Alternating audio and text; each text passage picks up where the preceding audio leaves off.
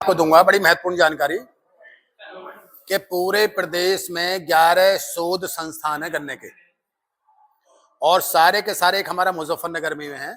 तो सारे के सारे किसानों के लिए नई नई प्रजातियों तैयार करने में लगे रहते हैं।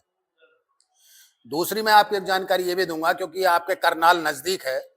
अगर करनाल में शुगर केन शोध संस्थान है, अगर वहां से आपको कोई नई बीज की वैरायटी लेनी है तो वहां पे वो कहते हैं पहले आओ पहले पाओ।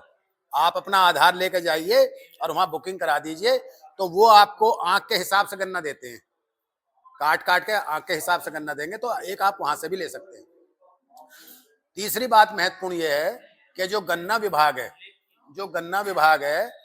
जब गन्ने के साथ में आप अगर दलहन फसल लगाओगे तो उसके लिए भी आपको सब्सिडी देते हैं। उसके लिए प्रदर्शन मत कीजिए। हाँ, वो प्रदर्शन के तहत यदि उसका खेत पॉइंट 200 के ऊपर है, एससी है, एससी कैटेगरी में पॉइंट 200 से ऊपर, और जो ओबीसी है उसका पॉइंट 400, इतना खेत उसका होना चाहिए। 3200 रुपए का लाभ उन्हें दिया जाए। 3200 रुपए का पर हेक्टेयर का? नहीं, 3200.4 रुपए। अच्छा, पॉइंट 4 रुपए, 3200 रुपए, यानी कि 8000 रुपए पर हेक्टेयर। तो गन्ना विभाग काफी कोशिश कर रहा है, नई नई वैरायटी तैयार कर रहा है, और नई वैरायटी तैयार करके किसानों को उपलब्ध भी करा रहा है। तो उसमें गन्ना विभाग काफी आपके उसमें, अगर आप संपर्क में रहोगे तो कुछ ना कुछ, अगर और भी कुछ नहीं तो नई किस्म का गन्ना तो आप ले सकते हो। दूसरी बात यह है कि गन्ने के साथ में आपको सह फसली लगानी बहुत जरूरी है।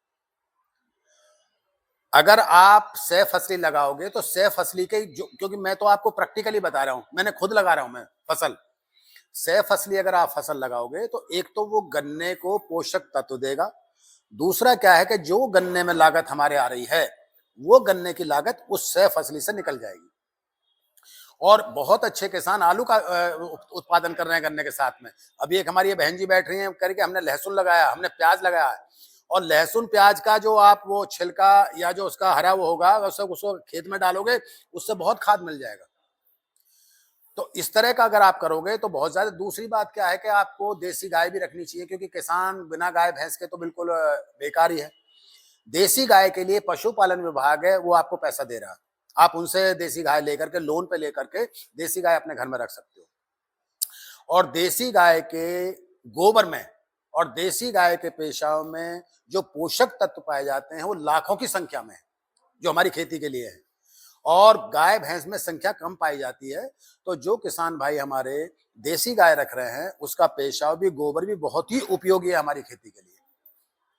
देखो, अब थोड़ा सा आपको ट्रेंड चेंज करना पड़ेगा। अब तक तो हमारी जॉइंट फैमिली रहती थी, जमीन जायदाद भी अच्छी रहती थी, अच्छा खर्चे हमारे इतने नहीं होते थे। आज वक्त ऐसा है कि पैसा आपको डेली चाहिए। आपकी पॉकेट में अगर पैसा नहीं है तो आप बाजार नहीं जा सकते। और पहले किसान जब था, बाजार कभी तभी जाता था जब परिवार में ब्याह शादी वगैरह होती थी या कोई फंक्शन होता था, तभी जाता था। अब तो रोज पैसा चाहिए। तो मेरा निवेदन आप लोगों से ये है कि आप पूरा प्लान ऐसे बनाएं कि आपको रोज का रोज पैसा आना चाहिए। दूध का उत्पादन, अगर आप 4-5 पशु भी दूध के रख रहे हैं, अगर 1-2 पशु भी आपने दूध का बेचने का रखोगे तो कम से कम रोज की आपकी एक आमदनी होगी। चारा आपके घर का है, सारी चीजें, आपका मकान आपके घर का है, हर चीज है आपके उसमें। पशु रखने में आप किसी भी तरह नुकसान में नहीं जा सकते। ये हमारी धारणा जो है कि भाई पशु रखेंगे तो कौन इनका चारा करेगा, उससे नहीं। हम किसी भी तरह नुकसान में नहीं जा सकते पशु रखने में। पशु तो हमारे लिए वरदान है एक तरह से। पशु आपको जरूर रखने चाहिए। किसान भी वही कहते हैं, जैसे पहले बुजुर्ग कहते थे कि भाई कौन है, क्या कितने पशु हैं इसके, कि 4 भैंस का, इसका मतलब अच्छा किसान होगा भाई।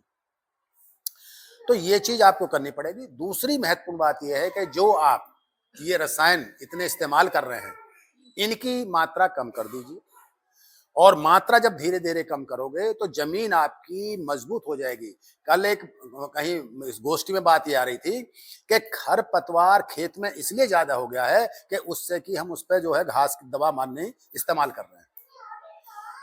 जमीन के पोषक तत्व इसलिए खत्म हो गए हैं कि चूंकि इसमें रसायन इतना पड़ रहा है, तो उसके सारे के सारे जो हमारे मित्र हैं जमीन में, जैसे केंचुआ है हमारा मित्र, वो सारे के सारे मर चुके हैं उससे।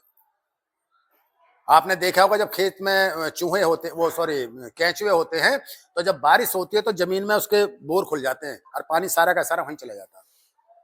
अब जमीन बिल्कुल बंद है और सारा का सारा पानी खेत के बाहर जा रहा है। तो मैं निवेदन ये करूंगा, चूंकि अगर आपने ये चीज अपनाई तो आने वाली जनरेशन आपको देख करके थोड़ा सा उस चीज का तरफ ध्यान देगी। यानी अगर आपने ये चीज निकाल दी तो फिर आने वाली जनरेशन भी नहीं सोच पाएगी। दूध पीने की आपने आदत बिल्कुल खत्म कर ली, मट्ठा पीने की आदत खत्म कर ली, मक्खन खाने की आदत बिल्कुल खत्म कर ली। किसान होते हैं, मतलब किसान के यहाँ तो इतना बड़ा भंडार होता है कि कोई भी चला गया तो उसे मक्खन दूध भरपेट मिलना ही मिलना है। लेकिन अब व्यवस्था सब बदल गई, और अगर आप स्वस्थ हैं तो दुनिया स्वस्थ है, अगर आप स्वस्थ नहीं है तो कोई स्वस्थ नहीं है। किसान की पहचान होती थी, अगर किसान आ रहा है, सर पे कपड़ा बांध रखा है, कुर्ता पजामा, लगता था भाई चौधरी साहब आ गए भाई, चेहरा लाल रहता था उसका, बात करने का तरीका उसका ठीक रहता था। अब तो किसान में और एक जनरल आदमी कुछ पता ही नहीं लगता भाई कौन है, क्या है क्या नहीं। वो बताना पड़ता है जी मैं उस फलाने गांव में किसान, इस तरह से। तो ये सारे ये हैं छोटी छोटी चीजें, ऐसा नहीं है कि बहुत बड़ी चीजें हैं। बदलाव, अगर जो हमारा पारंपरिक चीज चल रही थी हमें वो पारंपरिक रखनी चाहिए। गांव में देखा होगा आपने, अमावस्या वाले दिन खीर बनती है, एक परंपरा चली आई है। पूर्णमासी है, गंगा नहाने जाते हैं, क्या वे पूर्ण, एक परंपरा चली आई पहले से ही। तो जो हमारी परंपरा है, हम आस्था, हमारे बुजुर्ग आस्था रखते थे भाई गंगा नहाओ। मुझे याद है जैसे भैंस ने अगर बच्चा दिया भाई ऐसा करो गंगा नहाओ भी, पहले एक परंपरा है, आस्था है। तो वो हमारी आस्था धीरे धीरे खत्म होती चली जा रही है। खाने पे हमने बहुत कम ध्यान दे रहे हैं और चीजों पे बहुत ज्यादा ध्यान दे रहा है।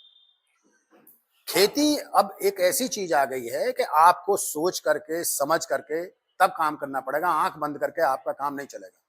जितने भी रसायन आपको मिल रहे हैं प्राइवेट मिल रहे हैं, सरकार को तो छोड़ दीजिए, वो सब मिलावट के। आप बाजार में जाओगे दुकान पे पेस्टिसाइड लेने, वो कहेगा हाँ भाई चौधरी साहब ये ले लो काम हो जाएगा। वो बिल आपको देगा नहीं, वो 12% या 14% की उसने जीएसटी छिपा लिया आपसे, आपको एक कागज पे लिख के दे दिया। अब कल को कोई खेत में नुकसान हो गया तो आप किसके पास जाओगे? वो तो कह देगा जी मेरे हाथ से तो लिया ही नहीं।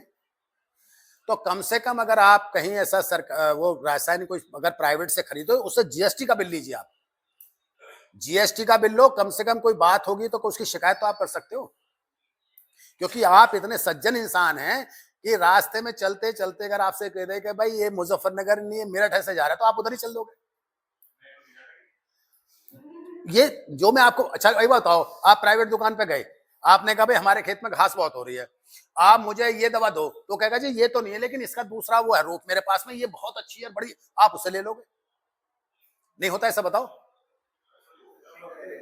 देखिए दुनिया में अगर सबसे सीधा है तो किसान है, ये मैं आपको बताऊं। हम आपको शाम तक बैठाए रखेंगे यहाँ पे, आप ये नहीं पूछोगे हमसे क्यों बुलाया आपने। मलिक साहब आप बता दोगे, लेकिन इन जनरल मैं भी गांव का ही रहने वाला हूं, मैं भी गांव का ही रहने वाला हूं।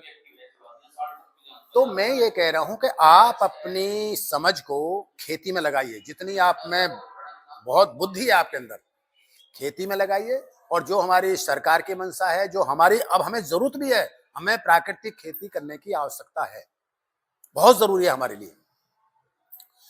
आज हम हर आदमी बीमार है, आप खेत में जाओ मिट्टी ऐसे उठाओ, आप सीधे खड़े रहो। जो जीवन चलाने के लिए हमें चीज चाहिए वो हमारी मिट्टी को चाहिए, हमें ऑक्सीजन चाहिए, हमें पोषक तत्व चाहिए, वो इसको चाहिए, मिट्टी को चाहिए। जो बीमारी हमारे बीपी बढ़ रहा है, शुगर बढ़ रहा है, दुनिया भर की बीमारी, किडनी फेल, मतलब बीमारी है, ऐसी मिट्टी में बीमारी है। कार्बन की मात्रा है इतनी कम होकर चली गई है कि उसकी उपजाऊ शक्ति बिल्कुल खत्म हो रही है। मिट्टी टेस्ट कराओ भाई, मिट्टी टेस्ट करा लो, एग्रीकल्चर विभाग है आपका करेगा भाई, आपको पता तो लग जाए भाई इसमें चीज कमी क्या आ रही है, कमी नहीं आ रही है। तो ये छोटी छोटी चीजें हैं, ये आपको देखनी पड़ेंगी। अगर आप नहीं देखोगे तो उनका नुकसान जो है, काफी नुकसान होगा।